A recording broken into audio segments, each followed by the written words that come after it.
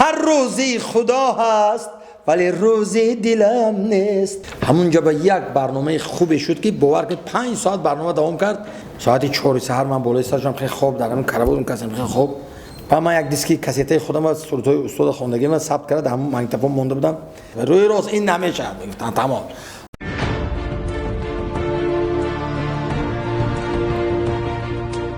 اولا سلام و درود به همه دوستانی که اینجا جمع آمدن. اویدی برنامه‌های کنسرتی که ما در پیش داریم در بخشیده به جشن 80 سالگی استاد لایق شیرالی شاعر خلقی تاجیکستان و بخشیده به 30 سالگی استقلالیت دولتی و 110 سالگی شاعر خلقی تاجیکستان قهرمان تاجیکستان استاد میرزا ترسونزاده.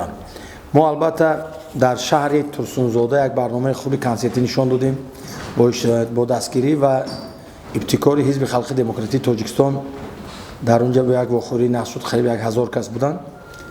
از ایجادیات استاد میرزا ترسونزاده همه هنرمندای بردیم. در یک بسیار کنسرت خوب هم شد و تلویزیون هم نشان داد. و در ناحیه مسچو یک واخوری با اشتراک شاعران نویسندگان یکی از استادای بزرگ عبدالحمید صمدوف نویسنده خلقی تاجیکستان، شاعر خلقی تاجیکستان کمال نصرالله، اسکر حکیم شاعر خلقی تاجیکستان، پسری استاد لایق دلاور لایق اکاشان خاری شریف شیرالیوف و عبدالنبی ستارزاده استاد بزرگ پروفسور و بسیار دوستان دیگر که در جشن اشتراک داشتند. مردم مسجد بسیار خوب قبول کردند و اونجا 80 سالگی هم درسی استاد لایق هم بود، یعنی اکی شریف و محمد رجب.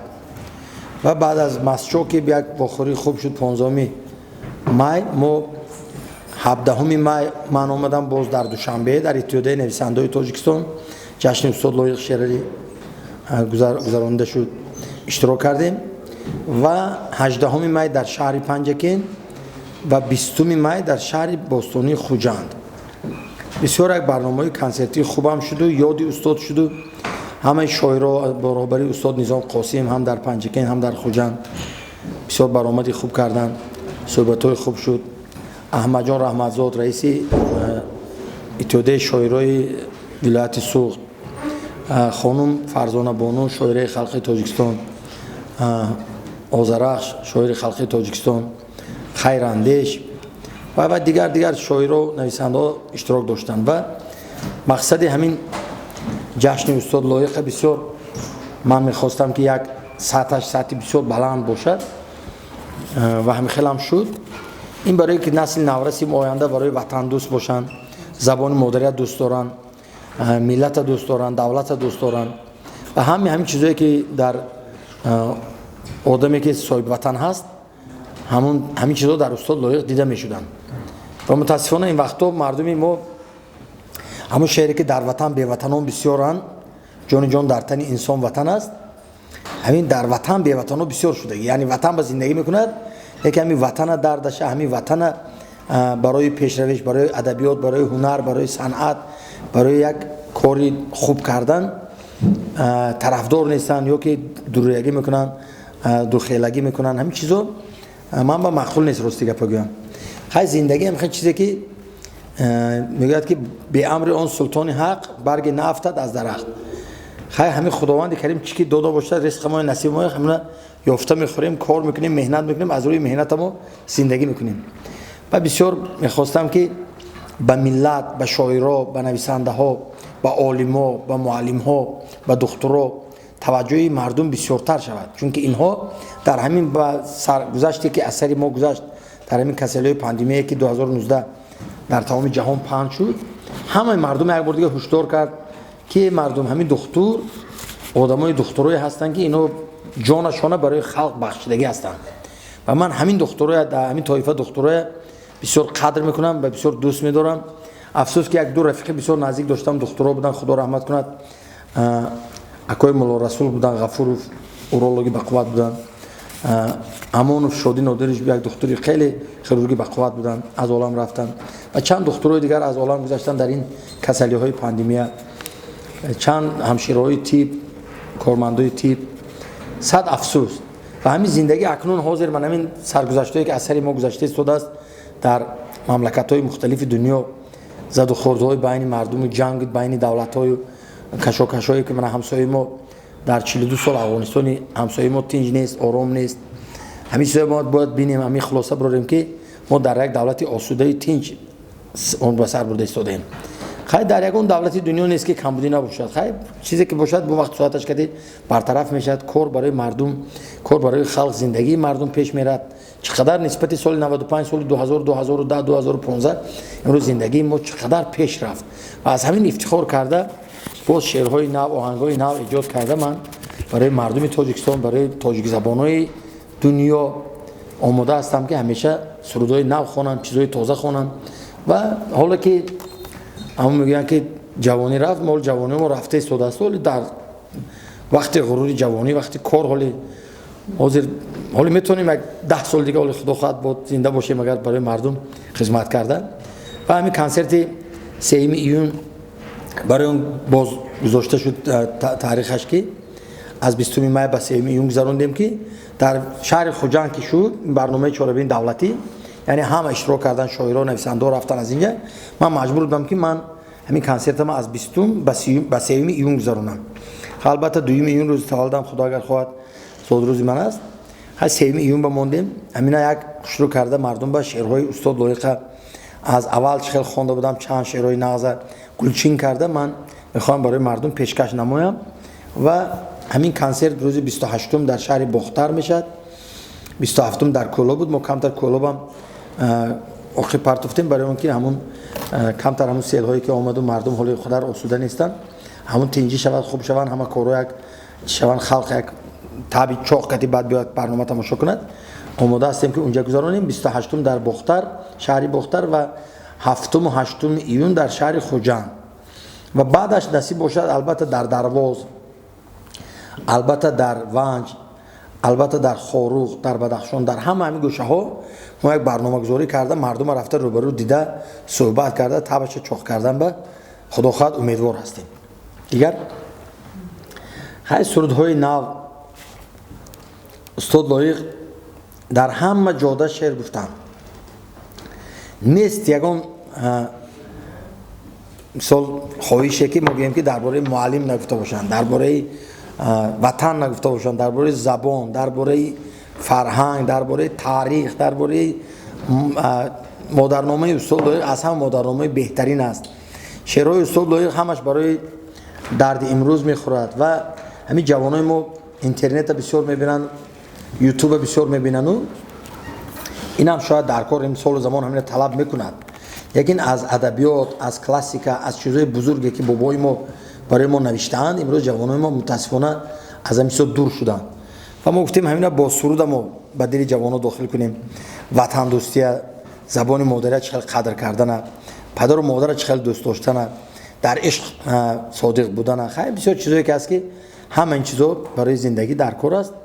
برای همین من مردم میگم که مردم ما مردم از همه داناترین، مردم از همه عالی مقام، مردم از همه بزرگ، مردم بسیار قدیمه، مردم مهمان دوست، مردم صمیمی، مردم تاجیک است. باور کنید دیگر خلق‌ها هم خلق‌های بد نیستند. یکی که ما که قدیمتر هستیم، ما بسیار مردم تاجیکستان مردم صمیمی هست مردم ما. استاد در مجموع چند سرود استاد لایق در این کنسرت شما انجام میدید؟ من در برنامه خودم کنسرت استاد شعرهای استاد لایق که جا کردم، من عموما یک قریب 150 تا غزلشون آهنگ بکشیدم و هر سال من 20 تا نیت میکردم که 20 سرود از ایجادات استاد لایق خوانم و چند سال همین پیوسته خواندیم و با استاد لایق شیر و شکرها کردیم. حتی من باور کنید یک خیلی آدم مخلصای من میگن که فلان شعر استاد لایق خوانید، میگن من همون چیز به خدا یادم نمیاد بسیارش، چون سالای زیاد پیش 25 سال 30 سال پیش من اینا خوانده بودم. و البته امروز چیزای نو بسیار زیاد هست، چیزای بسیار بدرد، چیزایی که همین روز به در کار است. کوشش میکنیم که همین چیزای خونیم بیشتر و البته از مادرنامه، از شعرهای پدر، از وطن، از زبان، از تاریخ شهرهای قدیمه، از چیزایی که ما تاجیکا از دست داده ایم و باز به دست میبیاریم و خیلی چیزا هستن میخونیم. شما را که هم میتونه استاد در کنسرتی که پیشکش مردم میکنه رایگان هست؟ نه، کنسرت هستن که رایگان هستن، کنسرت هستن که پولکی هستن، برای که اگه این زندگی حضور زندگی خودتون میدونید چه خیلی است. من بیشتر راستی گپ بگم با کدام حالت رایگان است کدام حالت پولکی است؟ من همین دینا کنسرت دو تا کنسرت دادم رایگان بود. من کنسرتی که در مسجد شد، کنسرتی که در پنجکین شد، کنسرتی که در خوجند دینا شد، اینا همش رایگان بودن. بخشیده به جشن استاد بودن. کتاب استاد چاپ کردن با مصلحت‌های من، هم به زبان روسی هم به زبان تاجیکی، فریادی به فریاد راست و یک ازبرانیستی به زبان روسی، بهردین علوی و ما یک گروه جمع شدیم. همین کتاب‌های استاد از یک دلکش کرده چاپ کردیم، خوشو کرده.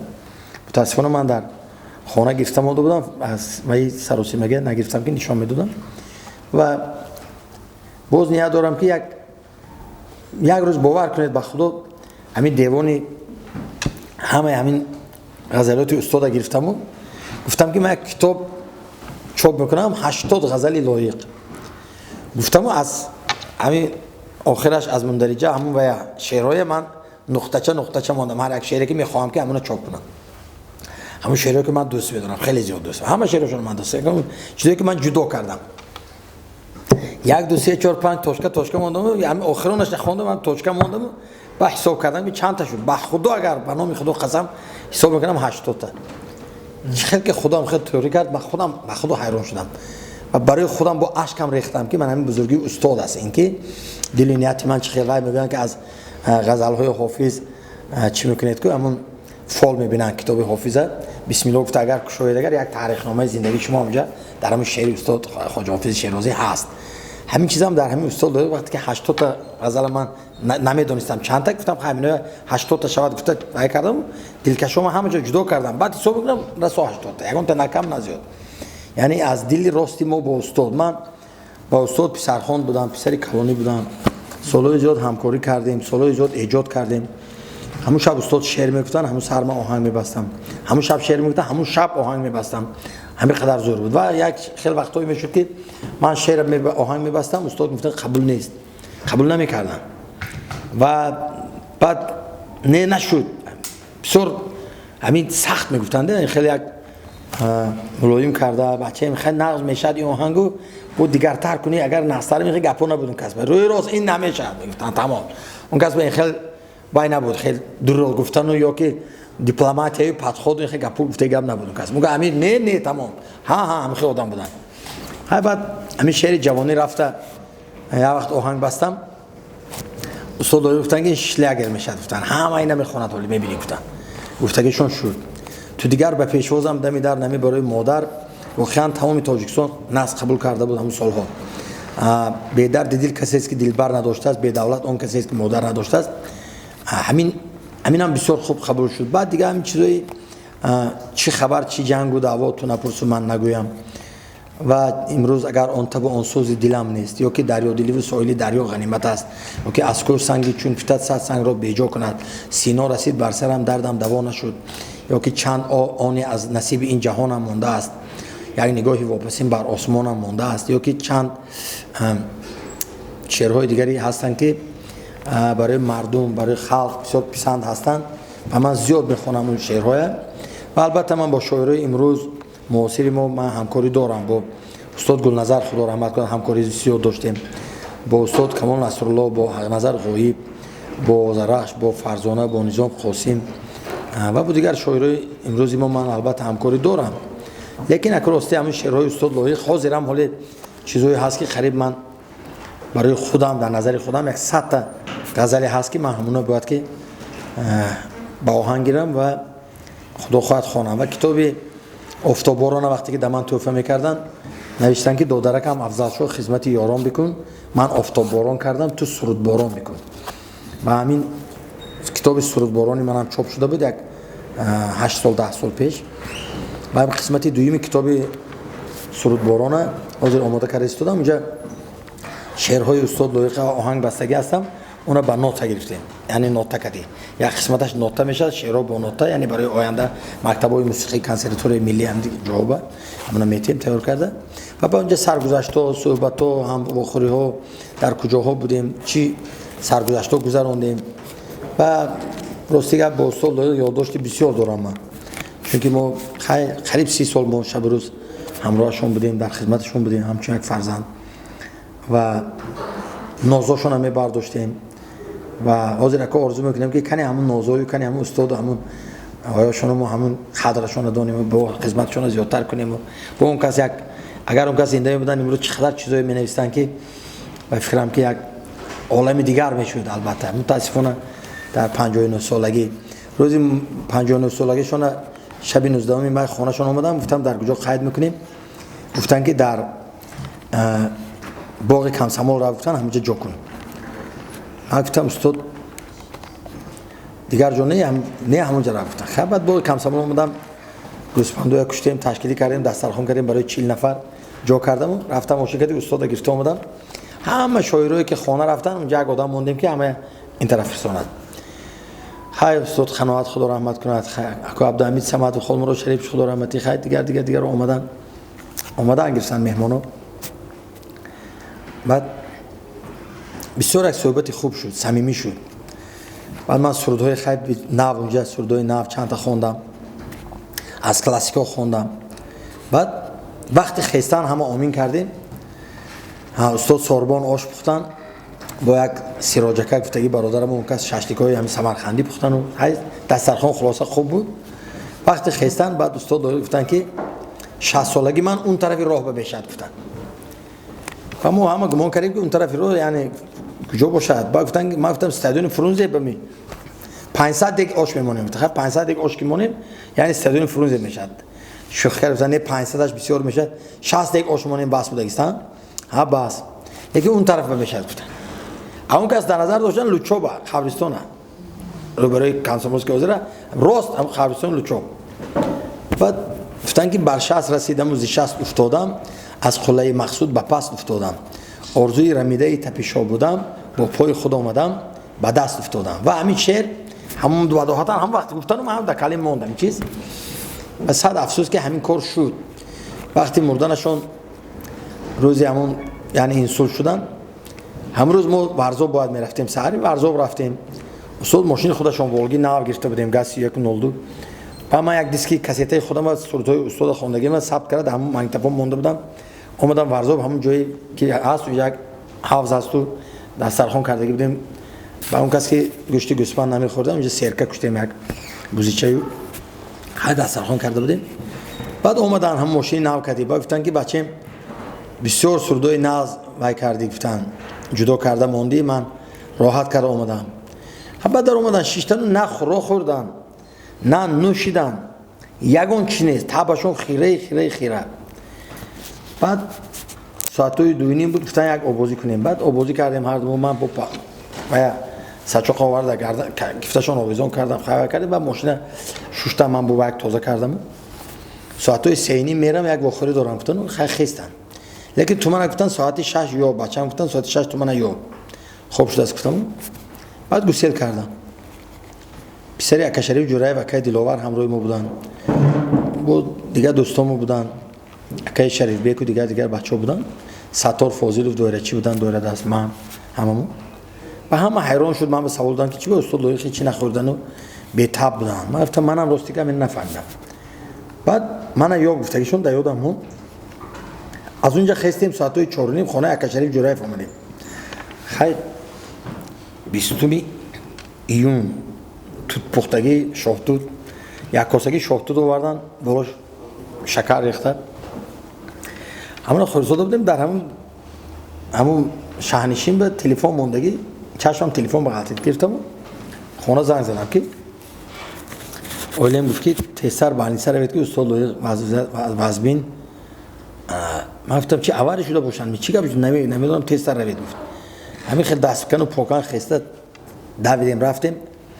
آمدم که علاقه در خرابالو در کاردیولوژی تاگی اپارات خور رفتن اینسول شدگی این کس اینسول میشن در بالانسه اسکوری پوموش اونجا میگیرن میبرن عروبا کتی کشوکش پنجم کورپوس نمیشناسن یک دکتر همسین من نوریم نام دارد یک شکسته بند و میشناسد استاد بعد میگیرن سرشته میکند بعد میبرن آدم خون در سر زدگی چقدر عروبا کشا کرد میزنن خیلی نصیب بوده سکنون بعد اومدیم خیلی بالای سرشون 10 روز من بالای سرشون نه خانه رفتیم نه از بالانسه بر اومدیم همین شام روز دیگه هم بالای سرشون سوم روز به خود اومدن بعد گپ زدن صحبت کردن که وای دکترها گفتن که این کس به صحبتی بسیار ممکنه با اوکول کردن که گشته خواب روان گفتم اون کس باید سرشون استراحت کند خون سر بزدگی خیلی بعدی 3 روز دیگه یعنی 4م روز 7م روز به هوش اومدن بعد گفتن که چی گفت دستای من بستگی من گفتم که خیلی استاد دستای شما بستگی یعنی که شما خیلی کسل شدید و ممکنه شما خستن هم خیلی سیگارت میخوام گفتن خیلی کس سیگار میکشیدن من گفتم ممکنه شما باید آب دادم آب شوربه دادم بعد گفتن کی اومدگی من همه اولاد بیرون به استاد همه خشته بار هستن بعد گفتن که چی گپ شد من گفتم همه خش شد فهمیدم که شما هم خیلی کمتر بیمار شدید و شما واسه زیاد گپ زدن ممکن نیست و خیلی ما خدا خواهد امیدواریم که نقض میشه گفتن یک وقت تو شعر نوشته بودی من گفتم که دیگه شعر ننویس سرود خوان اکنون دیگر لایق نیست گفتن اکنون شعر نوشتن گرفتن آبی ششم خیلی رفت دو طرف خور رفتن خیلی رفت بعد با یعنی که بعد 2 ساعتی صحبت هم با اون کس از همون ضربی دورها با خواب رفتن و همون روزی که میمردن میگذشتن از عالم ساعتی 4 سحر من بالای سرشم خیلی خواب در همون کربود اون کسی خیلی خواب خیلی نگاه دارم که همون دیلشون در همون تلویزیون تک تک آواز برآمد یکی هم راست شدم خط یعنی دل کار مون داد زده از جون خستم بعد صاحب نظر رحمانوف هم سردختری کاردیولوژیستی بودن اون کس اومدن با خیلی 7000 ولت کتی میزدن دیل زدن و با دیل با کار در آوردن بعد ما رفتیم مراجعت کردیم حکومت جمهوری با من گفتم من مرده پنجیکه میبرم مزار شریف روزگی شد چون که همه روز در تاجیکستان 6 نفر پرزیدنت های 6 دولت تشریف آورده بودن گشته با ساعت 11 روز مرده وقتی که ما از قربالا خانه‌شون آوردیم تیاری کردیم که پنجیکه میبریم که بعد ابوخان محمدوف وزیر بودن اون کسو عسکر حکیم رئیسی توده نویسنده اومدن که خیلی امر شد که سپاری شد که در همین دوشنبه گور کنیم بعد هر چی که از طرف رهبری دولت میشد ما هم نمیکنیم بعد برده ما در همین لوچاب خدا به خاک سپردیم منو بابای قور شریف هر دو ما قبر به در اومدم لحد به در اومدم مرده ماندیم صد افسوس که خیلی یک شاعری برجسته خیلی یک آدمی دانشمند یک آدمی توانا یک آدمی ملت دوست یک آدمی خیلی بزرگ در همین 3 سال جوانی در 59 از عالم رفتن متاسفانه در دلهای ما داغ‌هامون تا حاضر همه شعرهای میخونیم لذت میبریم و باوری دارم که در این 80 سالگی استاد لایق در یک سطحی خوب گذشت و 100 سالگیشون به فکرم که یک با شکوه خیلی بلند میگذرد چون که استاد لایق روز به روز در تمام مردم قلمرو فارسی زبان‌های جهان با نامشون شعرشون پرقوتر شده ایستاده است مردم نفهمیده ایستادن و من از استاد لایق بسیار هم افتخار دارم و همون یک شعری که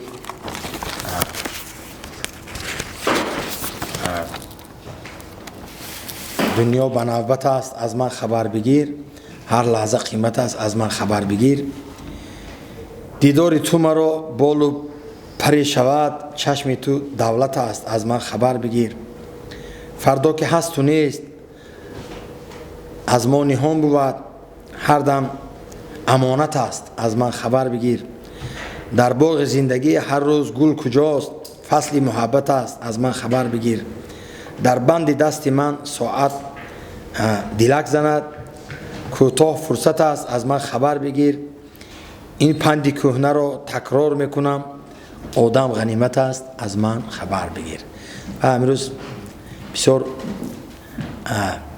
یاد استاد لایق میکنیم و افتخار میکنیم که تاجیکا فارسی زبانو همین خیلی یک شاعری زبردست و بزرگ دارن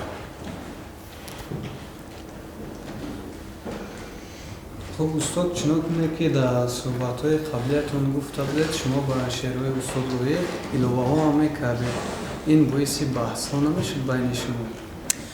راستی که یک وقت طبعشان چا بود و من سرودی همون گل ازارم از آهنگای حاجی عبدالعزیز رسولفی سمرقندی همین شعری ترک ساغر کردم و اندر خمارش سوختم، ترک دلبر کردم و در رهگذارش سوختم. اینا به همین آهنگ گل ازارم درست کردم، خیلی گویا که به همین نوشته شده بود، بسیار خوب آمد. بعد استاد محمد جان شکوری رحمتی گفتن که افضل شو، گفتن همین لایق در آخر همین یک نامشان گفته یک همین غزل جنبست میکردن خوبتر میشود. من گفتم استاد من نمیدونم خیلی کنی کتابای همون شعراشون دستی من به همون آخران چیزو دست نویساشون بینم اگر پیدا کنم حتما میخونم. اونجا آخر بیتش سبزه ها سوزند اگر در زیر گرمای تموز من تر و تازه در آغاز بهارش سوختم است. این با همین شعر تمام میشه. و من خیلی باید گفتم که رودکی بودم براتون همچون خیام میروم لایقم از درد ملت در مکانش سوختم. یعنی از خودم بافتم. استاد شکوری گفته انا بوده است که بسیار ناز گفته بوده است. بعدم دویم وریانتش هم هست لایقم در باغ ملت چون خزانش سوختم، اینش هم هست. خیلی شوخی کردیم اون کس باور کردن خدا رحمت کنه، خود استاد گفتگی. و باز شعر همون جهان سوزشگاه انسان چنین بود است خواهد بود، حیات افسوسی بی پایان چنین بود است خواهد بود. اینجا با آخرانش به بیا جانا به مهمانی قدح گیریم و پس میریم، زمان میزبان و ما مهمان چنین بود است خواهد بود. و همین قدح گیریم یک بعضی جواب خوش نکردن مصفیدو. بعد من گفتم که این دیگه وریانتش هم هست. گفتم و که جواب دادن که برای گفتگیمو. بعد رفتم اون شب کوشش کردم یک چیز خوبی بود. بعد گفتم که بیا جانا به مهمانی شنو الفاظ ربانی، زمان میزبان و ما مهمان چنین بود است خواهد بود. خیلی ما هم فرزندشون که هستیم حق دیگر کردن شکست شعر یک کسی ندارد و یکی ما کمتر علاوه کردیم. یعنی این استاد عزیز این درخشان که بعد از درگذشت سالهای کم کتاب چاپ شد و یک از کتاب‌های چاپ شد در خودیان کتاب کلیات. بله. اون کلیات و کلی از کتاب‌های پیشینه استاد فرق دارد. برای که بعضی از متخصصان بگوید که وزن درست کردن، مضمون درست کردن، چند شعر عوض کردن. کلمه‌های سینونیم شماندن. مثلا به جای کلمه دین درست نمیگیرد، حتما کلمه قلب مونده چند چیزی دیگر هست. آیا شما از اون کتاب استفاده میبرید برای مثلا آهنگ بستن؟ چون بیشتر از کدام کتاب استفاده میبرید؟ من از کتاب‌های پیشین از همه کتاب‌ها منبع هست. لیکن این کلیاتی که در خوجان چاپ شد بسیار کلیات خوب چاپ شد. بسیار چیزایی که شما گفتید اونجا تغییرات خیلی جزئی هست، کم کم. مثلا شعر هر دم غنیمت است، پرره کلا نمیشه. تو همون شعر مشهور توتگی تاری عروس اندر شبی توی وصال این پرره عوض شده. تمام شعرهاشون عوض شده مثلا سرودی یک شعر مشهور است که شما به آهنگ دراوردید. اما چیزی هست که عوض شده. من راستی که چیزایی که در خودم هست اوریجینال هست، چیزایی که هستن من فقط همون میخونم. من از چیزایی که دیگر رو کمتر تغییر دادن و هم وقت من راستی راضی هم نبودم و اینجا یک نصیحت کردن لازم بود، اینجا یک کمیسیه تشکیل کردن که بود، یک گروه شاعره جمع کردن لازم بود، یک مصلحت و مشورت کرده برازگی همدیگر این کارو کردن لازم. هیچ کس حق نداشت که این کارو کنه. بعد یک وقتی هم مقاله هم چاپ شد که لایق خیلی وقتا در شعرهاش خطا میکرد در وزن گفته و همین شاعره که همین گپ گفتن اونو به اون معنای بدی نگفتن، اینا یک به معنای خوبش فهمیدن در کار بود. اشعار بابای رودکی خوندیم، یعنی یک مصرعش من میخونم، یک مصرعش یک حافظی بزرگ ایران هستن صادق چراقی هستن اون کس میخونن و من اون کس به گفتم روی راست. من گفتم چیزی که شما درباره رودکی میخونیتون و رودکی میخونیتون بسیاری چیزای شما در ما دیگر چیز است، در شما دیگر چیز است، یعنی از آنی ما درست تر است. برای همین اصل همیشه جای خودش به هست و جای خودش میگیرد. هیچ کس اصل دیگر کردن و حق ندارد. اگر ممکن باشه در پیشنهاد آنجا بفرمایید.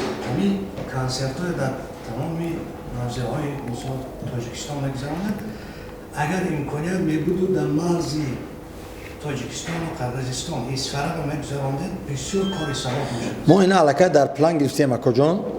در واروخ آزیر یک قصر بسیار باشکوه ساختن. خودش در همین تاجیکستان کجای نروید قصر هست شکر خدا. جناب اولی یک کاری بسیار هم بهتری نکردن پیشوای معظم ملت که در شهرستان مثلا قصر فرهنگ است، در عین قصر فرهنگ است، در پنجکن، در همه گوشه، در خروخ است. من همین شده شویش به اشتراک من کنگورت به خدا خواهد 30 سالگی استقلال من پگه فرد یک قصر باشکوه ساخته شده است با استفاده داده می شود. با ابتکار محمد سعید شاهیان رئیس تاجیک فیلم یعنی کینوستودیوی تاجیک فیلم و دیگر دوستا با همین قصر در واروخ هم هست. من همین تصمیم گرفتم که من همین کنسرت هفتم و هشتم در خوجند یا 15 یا 16 ایون خدا در واروخ یک کنسرت خوش رو برای مردم واروخ با قوت تر کردن، میاناشون با قوت کردن که اونا مردم در حقیقت زورن، خلق خوبن و همسایه هم باید که ما گپ سخت نگوییم. اخی شاعر ما همسایه بسیار گپای تهدید و تحقیر کردن و پس زدن. خیلی عیبی وای مردمی بیچاره عادی نیست. یک تا دو تا عملدارایی که حاضر ناخواست عمل دیدن و سری وظیفه آمدن مثلا اونو اینجا با چی کردن. یعنی ما تاجیکستان ده خیلی با تمکین وای دفعه اگر یادتون باشد اگر همین جنگوی همین مرزی اگر گپ گزارش سر شده بود کمتر پیشوای معظم ملت پرزیدنت ما رفته سورونبای ژینبک و همون پرزیدنت از این پیشتر بود دیگه شونه آورده در اسفره یک وای تشکیل کردن یک وای خواجگی قشلاق تشکیل کردن میوه و چیوه پیشواز و حرمت و عزت و نان و نمک کده پیشواز گرفته گپای ناز کده گسیل کردن. یعنی این بزرگی تاجیکای نشون دادن، مهمان دوستی ملتی ما نشون دادن پرزیدنت ما و همه پرزیدنت‌های دیگه دولتی هم وقتی تشریف میبرن تاجیکستان پرزیدنت ما برای دسترخوان‌های شاهانه کردن نشون میدن که ما خلق مهمان پرست، مهمان دوست هستیم و همیشه درست فهمیدن لازم که ما بدی و جنگ نمیخواستیم. تاجیکستان یعنی هیچ وقت نخواسته بود. اونو خودشون مجبور شدن. اونو اول گاوای مردم رو پروندن اونجا بعد آدمای چند کسا بای کردن بسیار بجانی مردم سوی قصد کردن. کارهای زیاد کردن بعد همون کار به استخوان کمتر رسید. و امروز من آرزو دارم که همین مناسبت ها با ناز شود گشته. ما خلقای به هم خوش تبار سالهای زیاد همسایه عصرهای زیاد همسایه هستیم. باید که ما ناز باشیم، ما مناسبت ما خوب باشد. مردم قرقیزستان هم مردم بد نیستن. من بسیار باز عالماش با شاعراش با حافظاش رفت آمد داشتم، رفت آمد دارم.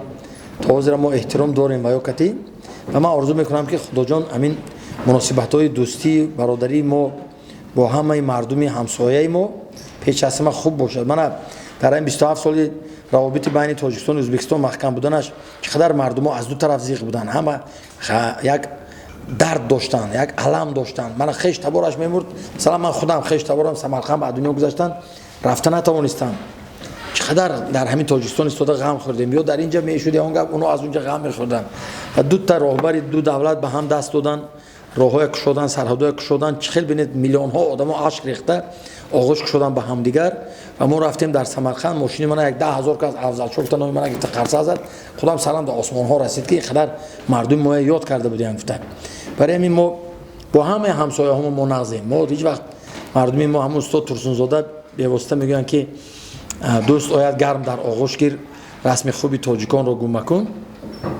همین چیزی یک مصرعی بابای میرزا ترسونزاده عزیز ما باید یک شعار باشد برای مردم ما، شعاری واقعا تاجیکانه ای که ما به همه دوست هستیم. تا توانی دوستان را گم مکن، دوستانی مهربان را گم مکن. اونجا اجاش میگن که خلق عالم دوست با ما گشته است، خلق مشهور جهان را گم مکن. ببینید خیلی یک شعر صمیمی عادی با قوت بسیار پرمضمونی که همین مردم جهان با ما دوست است. یعنی ما مردم قدیمه هستیم، فرهنگ ما نسبت دیگر ملت ها قدیمتر است. هیچ وقت ما جنگ به دست دراز نمیکنیم و مردم ما تعامل جنگ نکرده بود. همون جنگ بدبختی که در سری ما آمد همون هم تشکیل کردن دیگر ها متاسفانه.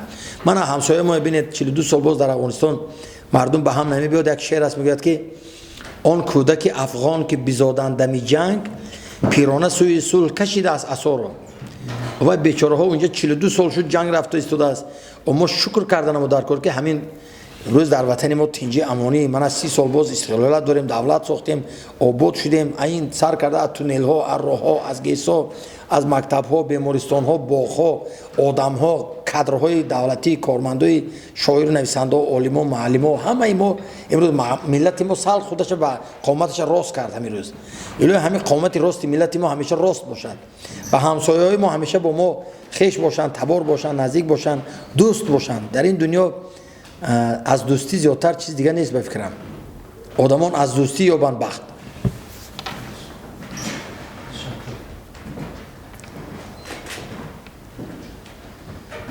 خیلی باز چی گفتن هم ممکن؟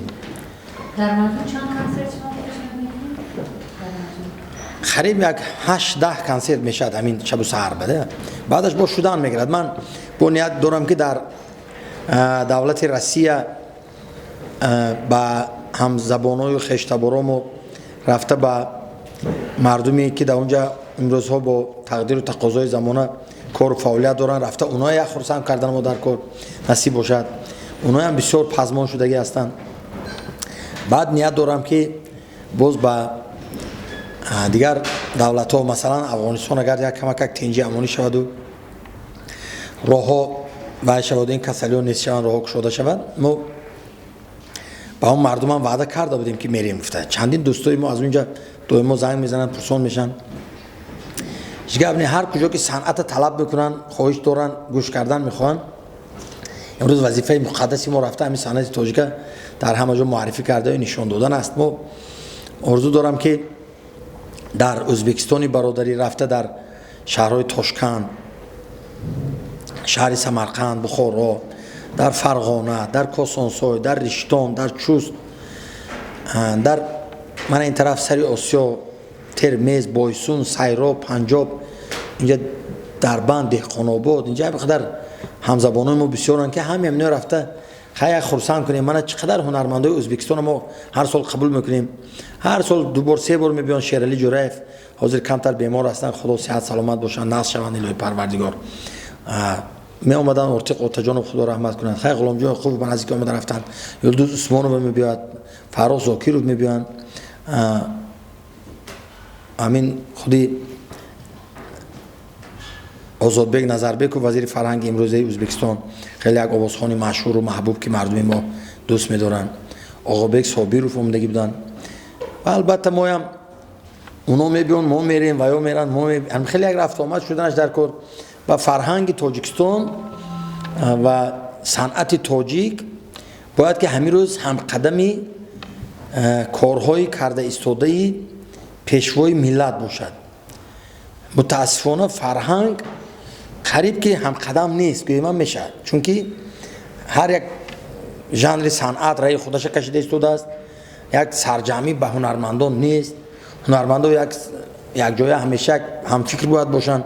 اقلا در 3 ماه یک بار یک هنرمندا یک تالار را جمع کرده همه صنعتکارا به یک گپ گذار کرده. اونو فهموندن لازم که برادر امروز برای ملت، برای پیشروی، برای فرهنگ، برای یگانگی، برای رشد هنر، برای نام تاجیکای بلند برداشتن چیزای خوب خوندن در کار، سرودای بهترین، آهنگای بهترین کردن لازم که مردم همون تماشا کرده یک لحظت برای دیگه جهان ما بیند. ما خیلی صنعتکارای زور داشتیم، صنعتکارای زور داریم و باید که ما یک کمک پیش رویم.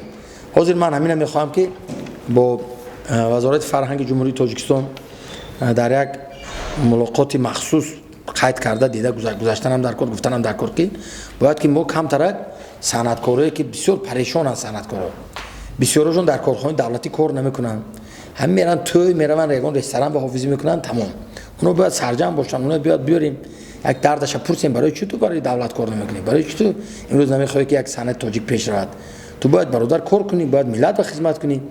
بعد چیزای هر خلای کوچگی باید نخونن، چیزای پس نخونن. فرهنگ ما بلند است، فرهنگ تاجیکا فرهنگ بزرگ است. امروز صنعتکاری باید پیدا باشد که برای ملت، برای زبان، برای یگانگی، برای دولت، برای پیشروی، برای شکوفایی تاجیکستان چیزای ناز خوندن متک خیلی خونده ایستادن. البته این به این نیست میخونن مردم و صنعتکارای زور داریم شکر خدا خونده ایستادن، لیکن در همون سطحی که امروز در کار هست در همون سطح ولی ما نرسیدیم. باید که ما به یک سطح باشیم که هنرمندا با هم متحد باشن، با همدیگر یک رفت آمد سخت داشته باشن. البته از جوانان کوشش کرده ایستادن. من بسیار از یک چند برنامه آخری که جوانای ما برآمد کردن من خرسند شدم. بسیار سرودهای ناز خوندن برای وطن، برای ملت، برای دولت، برای زبان، برای تاجیکستان دیگه باز همینا یک با شاعرها همکاری زیاد شدنش در کار، با بسته‌کارا همکاری شدنش در کار. بسته‌کارای تاجیکستان قریب شعر بسته‌کارا خیلی ما کم میخونن حافظای ما. شعرهای شاعرای ما که امروز شاعرای معاصری که داریم اینا که زیچ علاقمند شدن ما در کار. اخلا یک 3 ماه به 6 ماه به یک بار صنعتکارا همه با شاعرها یک سیمپوزیوم کنن، یک واخورن در اتفاق نویسنده ها می در یگان تالار زیبای دیگر می یک گپ گزاری همدیگر گوییم. ما اونا به پیشنهاد کنیم که چی ما از ویا چی میخوایم و چی باید برای ما نویسن.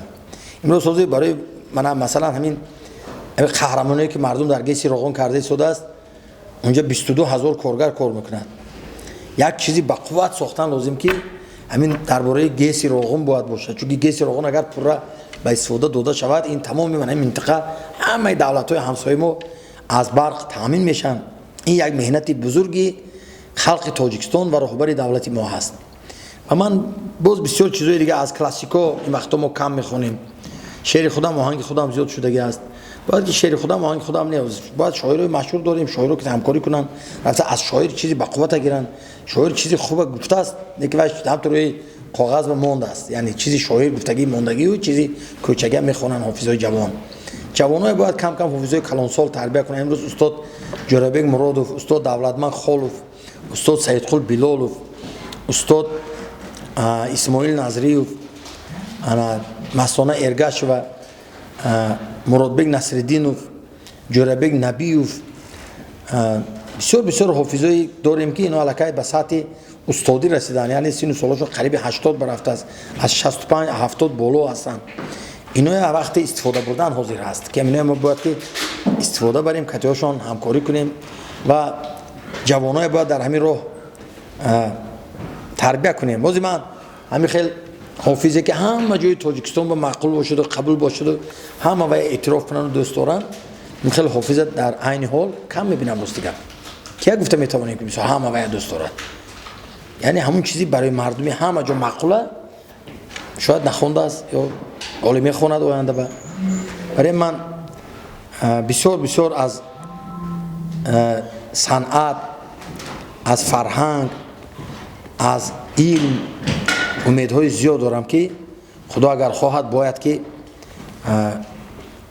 ما چنان که در برآمدشان پیشوای ملت گفتن در وقتش ابو علی ابن سینا پیری بزرگوارمان، ابو ریحان بیرونی، خیلی خودی بابای رودکی، استاد لاهوتی، استاد ترسونزاده، استاد عینی، این خیلی آدمای نابغه، این خیلی آدمای بزرگ حاضر باید که پیدا شوند، چون که همه شرایط هست. جوان ها باید که بیشتر جلب کرده شوند، بیکار نگردن. قدر باغ‌های زیبا ساخته شد برای چی؟ برای صنعتکار رفته اونجا یک الهام گیرد، شاعر رفته یک الهام گیرد، عالم رفته اونجا یک دم گیرد، یک کار علمی کند، یک ایجاد کند. من از خدا امید دارم که همین ملت بزرگ، همین دولتی که امروز ما 30 سالگیش قید میکنیم و جشن بزرگ 110 سالگی استاد ترسونزاده قهرمان تاجیکستان، 80 سالگی استاد لوری شیرالی برای ما مبارک باشد و بار دیگر به مردم تاجیکستان، به زندگی خوشی ما، به خانه های ما فیض و برکت زیاد شود، دوستی مردم ما زیادتر شود. همین وقتی که همین بدبختی های واروخ شنیدیم چقدر ما علاقه به هم متحد شدیم. حتی از روسیه بچهای تاجیکا هم اونجا گفتن ما با شما. یا مثلا من در کلوب دینه خیلی سرگذشته شد، انا واروخی ها چقدر گفتن ما چی در کار باشد ما دستگیری میکنیم، پیشنهاد میکنیم. یعنی این متحدی ملت نشان میدهد. ملت باید هم خیلی متحد باشد در گرد رهبر دولت، در گرد پرزیدنت، در گرد سیاست پرزیدنت. همیشه باید ما همراه باشیم، همجا باشیم. از غیبت و بد کردن و گپ زدن و پس زدن شکست پیش نمیرد. آدمایی که بیرون استاد سنگ میپرتن اونها هم سنگ پرتای کم کنن، بس کنن. امروز همین دولتی که ساخته شد ما از افغانستان همسایه باید که ببینیم، من قیاس کنیم که باید چی روز به گرفتار ما چی روز به گرفتار. ما چقدر آباد شدیم خدا به شکر. این خیلی ساختمان‌ها، بیمارخانه‌ها، این خیلی مرکزهای سودا، این خیلی بازارها، این خیلی زیبایی‌ها. همین بازار مهرگان بردم مهمونای از خارج آوردم، بردم باور کنید همه مردم کیف کرد. همین بازار مهرگان دیدن لذت بردن و خوشروگیش و زیباگیش همین بیاشن. مثلا باغ‌ها، همین باغ بابای رودکی، باغ بابای عینی، باغ جوانان، باغ من عبدالرحمن جامی میر علی شیر نوایی، باغ کروش کبیر. همین باغ‌ها من هر شب یک باغ میرم، مثلا پیاده میگردم، مردم که السلام حرمت عزت لذت میبرم به خدا.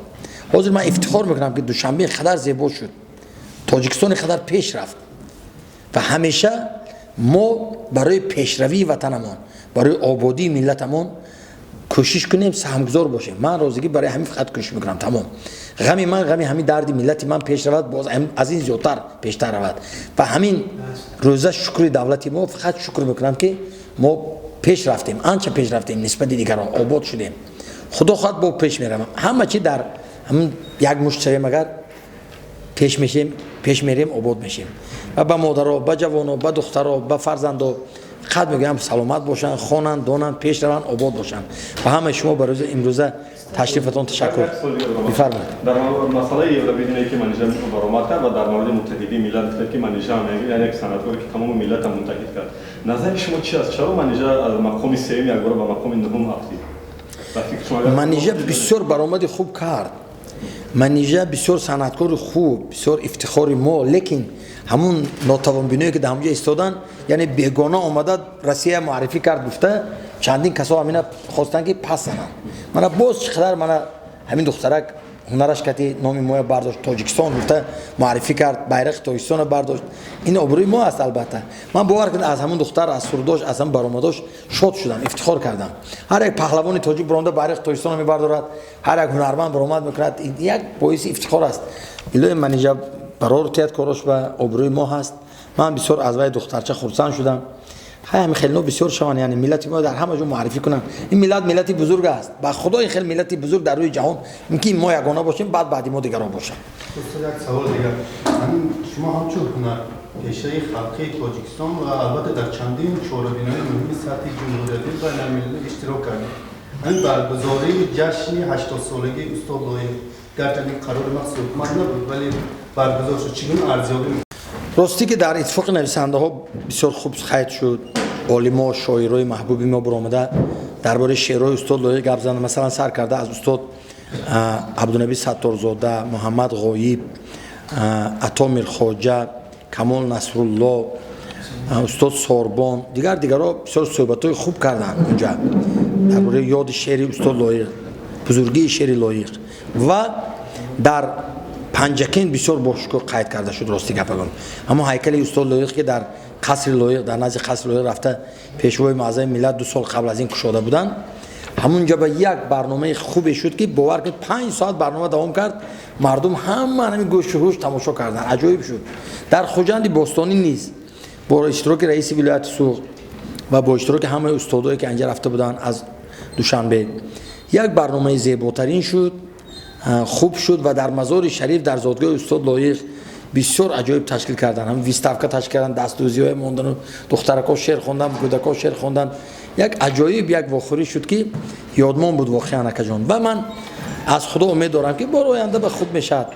باز در همین مدتی همین کسلی‌ها پاندمیایی که بود همین کمتر شاید همین چیزا عاقب گذاشت و یعنی سست کرد کارا، یا که من این سیلی که در آخران در خطلان زمین شد، این چیزا هم واقعا سبب شدنش ممکن بود. برای همین به هر حال هم بهترین شد. راست دیگه من باور کنم اتفاق نویسنده ها همه شاعرها رفتن، همه آدمای بهترین بودن، استادا بودن.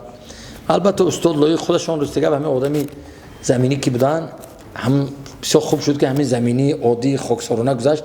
همینش هم به شکر. استاد یک سوال دیگر از ما در پخش مستقیم قرار داریم و بسیار بیننده ها از ما خواهش کردن که استاد یک سرود زنده بخونن تا بشنویم. سرود زنده؟ از چند شما چند کنسرت های شما هم شاید اشتراک کرده باشون در فیلارمونیا. ما فنگرام ما در فعالیت شما نمی‌بینیم. من زنده میخونم راستی بسیاری من خیلی است. امروز اگر آن طبعان سوزی دلم نیست، زان است که غم خاره و دلسوز دلم نیست. این ساعت و این لحظه و این آن گریزان، هر روزی خدا هست ولی روزی دلم نیست. با هر ضربان می رودم نقد دل از دست، کس واقفی انگارهی مرموزی دلم نیست. من ماندم و دل مانده و ویرانه سینه، در مشکل دل مصلحت آموزی دلم نیست. روزی که تنم مرد، روزی که تنم مرد، روزی که تنم مرد، کفن دوزی تنم هست. روزی که دلم مرد، کفن دوزی دلم نیست. روزی که دلم مرد، کفن دوزی دلم نیست.